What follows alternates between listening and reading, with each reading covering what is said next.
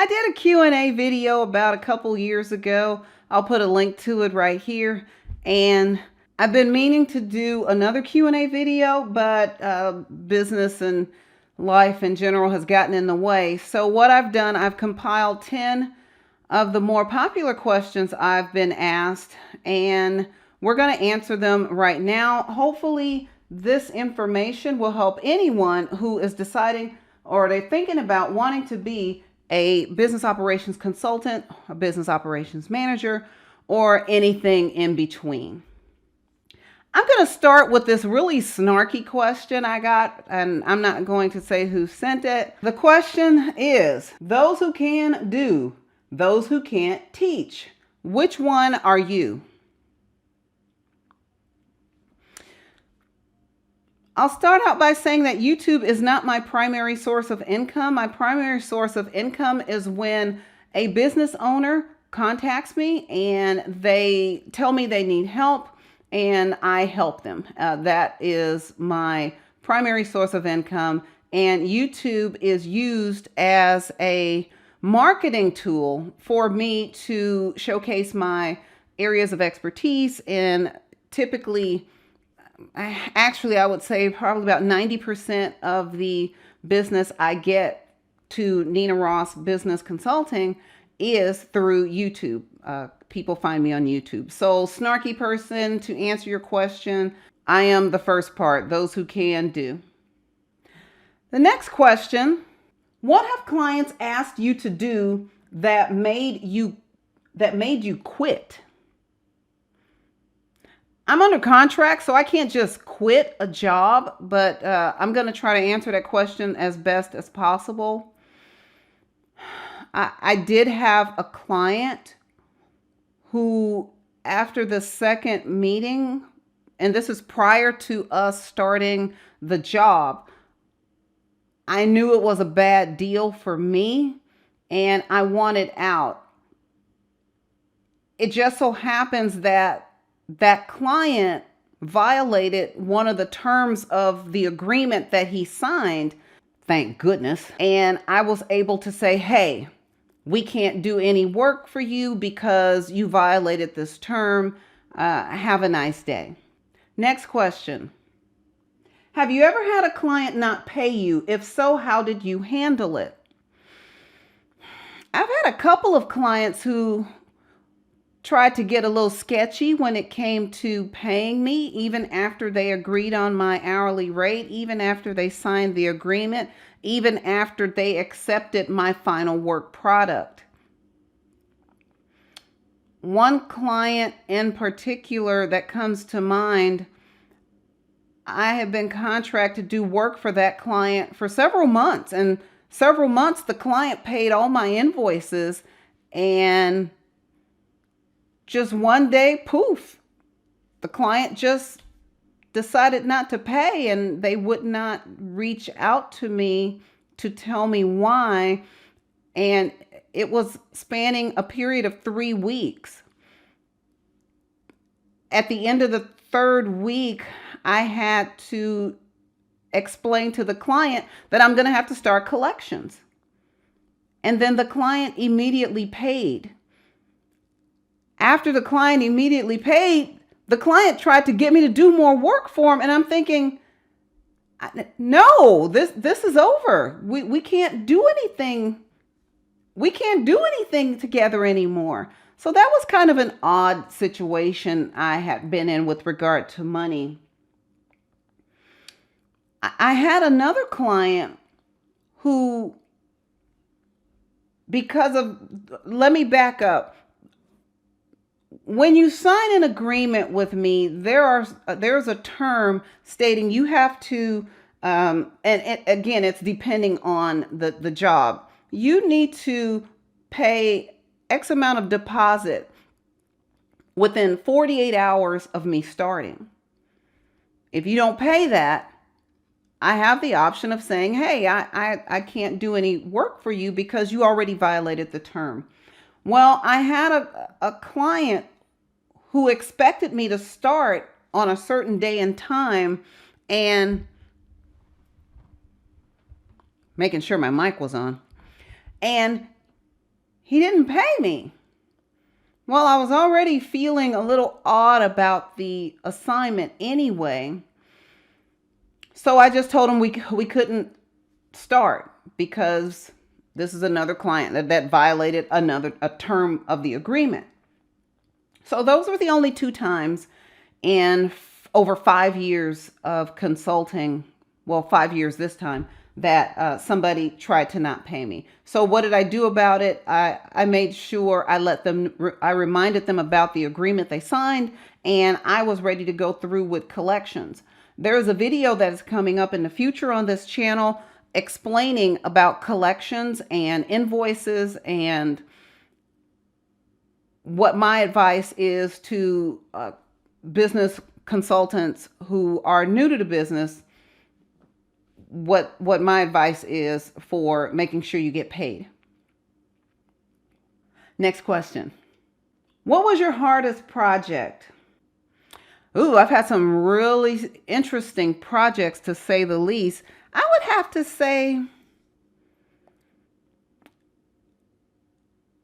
say my most recent project, I had to let the client know that I couldn't do it because I didn't have enough information from the client, number one. And number two, I couldn't stand by my results. Typically, if I do a project, I will bet everything I own that that project is 100% accurate, 100% correct, and I would go to court for that project and say, yes, I certify as an expert that everything I wrote is true and correct, on and on and on.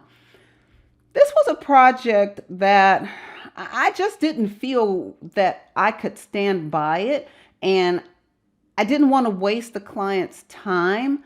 I didn't want to waste the client's money. I didn't want to waste my time, but I did a lot of that work without being paid.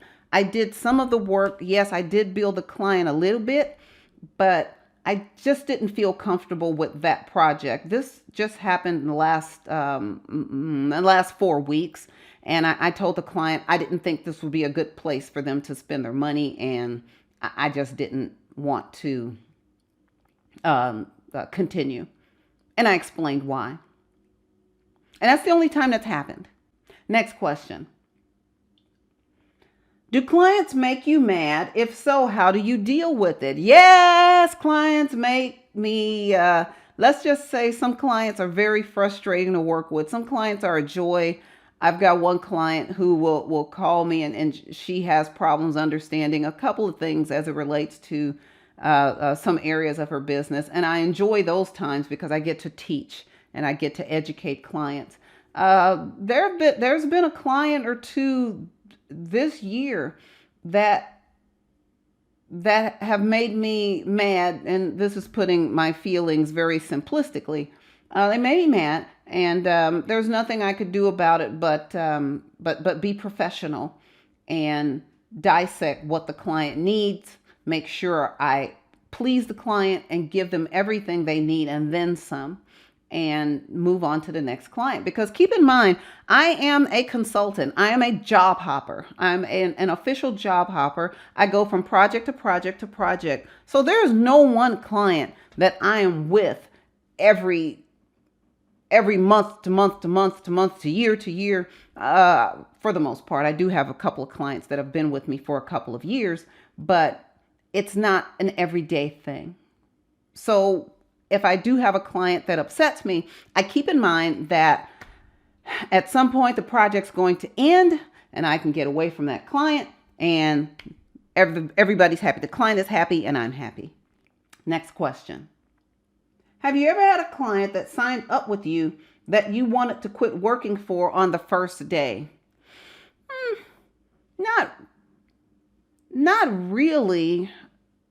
I try to do my best to screen the clients to make sure the personalities are similar, meaning my personality and the client's personality. I don't think I've had clients that I've wanted to get rid of on the first day.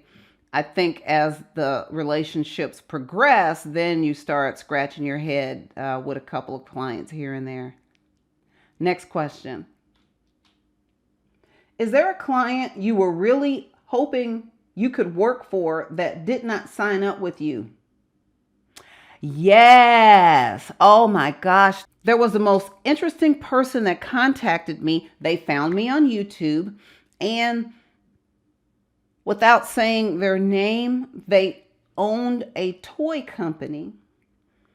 And it was just the most intriguing project. And I was so excited, and I was hoping to hear back from them. Price was not an issue. Nothing was an issue, but there were issues outside of business that had to be dealt with. And every now and then I think of the client. I think of the potential client.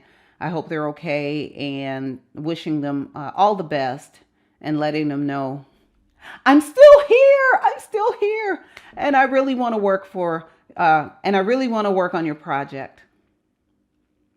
Next question. Describe your best client. Describe your worst client. That was 2 questions. But anyway, my best client is a client who... A few moments later. Best client. An individual who understands that I'm trying to help them. An individual who is a good listener. An individual a client who will let me do my job, especially if they sign off on everything. A client that respects my position, and a client that doesn't ask me to do anything illegal. My worst client, and speaking about illegal acts, my worst client, one of my worst clients, I've had 2 clients that wanted me to do something illegal on their behalf. When you're in business, you cannot treat your subcontractors as employees, and that's something I've run across on more than one occasion. In my agreement, there's something that states, because of this one client who came out and told me that they were working with undocumented workers, and I thought, wow, I didn't just hear that. So we're walking into their office. I'm on site. And we walk into their office, and there's a team of people, and we're all sitting down, and there's a person on the phone, and we're all talking. And I talk about the people who I passed who were working in their company. And I was told again that those were undocumented workers. And I know my mouth wanted to drop open, but I held it together. And luckily, this client did not meet my terms and conditions prior to starting the job, so I was able to get out of it. But moving forward, I added into my agreements that from now on, if I think there is something illegal going on within the company, I could leave right away. I can break the agreement and say, I don't want to be complicit with your illegal activities. So I updated my agreement after that one worst client. So I had a second worst client, this was this year. This client had a company that was making a lot of money, and they could easily afford to hire their subcontractors as employees, but they chose not to. And I thought that this would be a long-term client, and I enjoyed working for this client, but I couldn't be complicit with the illegal part of the business, so I had to leave. And those were the 2 worst clients I had. Next question. What was your craziest job? Ha! This was a client long time ago. This client used 30 credit cards, and he was flipping the money, because back then you could do a loan against the credit card by writing yourself a check and It was zero interest for 6 months. Well, this client did 30 credit cards like this. He's writing himself checks and investing the money and paying off one credit card and getting new credit cards and writing himself checks and writing checks and on and on and on. And I think one day the house of cards fell down. Their bookkeeping got screwed up somehow. So I was called in to fix it, and I fixed it. It just took weeks, like 6 to 8 weeks to fix it. And then I wasn't needed anymore. So I left, thank goodness. But that was probably one of the most interesting projects, probably one of the most craziest projects I had. I never knew anybody that had 30 credit cards, let alone keeping them all going. But one thing I will say about that client, and this is where I give credit, and this is why it is so important to keep records. This client had every single statement on every single card from day one to current. Because of that, I was able to help the client and get everything down to the penny in their QuickBooks file. Last question. How long do you keep clients? It just depends. Like I said, I'm a serial job hopper. I'm a business operations consultant. My ideal client, I get them, I fix their problem, I leave. So I would have to say there are some clients I keep 3 months, 4 months. I have some clients that have stayed with me for a couple of years. So it just depends on what type of job they have for me and what else they need. But on average, 3 to 4 months, I'd say that's a good average. Sorry it took me so long to get these questions answered. If you have any more interesting questions for me, please leave them in the comment section below. Thanks for watching. If you want to know more about business operations, business management, human resources, and other topics related to running a business, click on one of those play links. Click on one of these Click on the playlist. One eternity later. Click on one of these playlists. Thanks for watching. And don't forget to subscribe.